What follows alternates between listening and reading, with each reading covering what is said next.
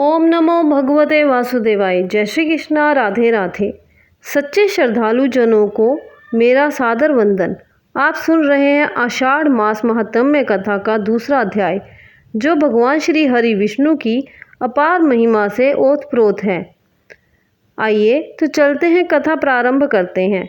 सूर्य जी ऋषियों से कहते हैं, हे मुनियों, अब मैं आप सभी को बताता हूँ आषाढ़ मास के व्रत, तप, जप और भक्ति का वह दिव्य फल, जिससे साधारण मनुष्य भी देवतुल्य जीवन प्राप्त करता है।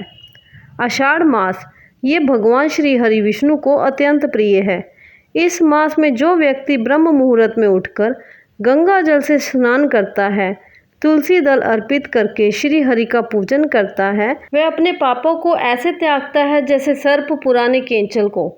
जो इस मास में व्रत, तप और संयम रखता है और प्रभु के नाम का सिमरन करता है, वह 7 जन्मों तक पुण्यवती संतानों, सुख और शांति से युक्त रहता है।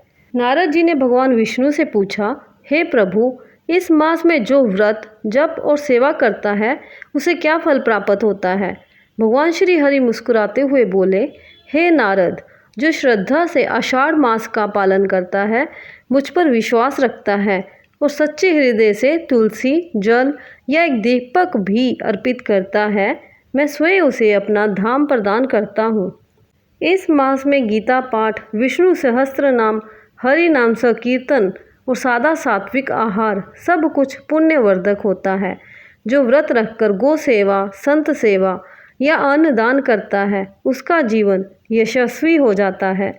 जो भक्त आषाढ़ मास महात्म्य कथा को श्रद्धा से सुनता है, वह समस्त पापों से मुक्त होकर मोक्ष पथ को प्राप्त होता है।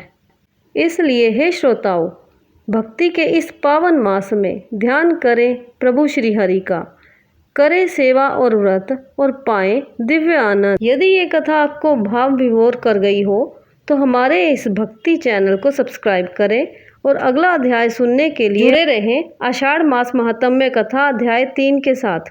हरि ओम। जय श्री हरि।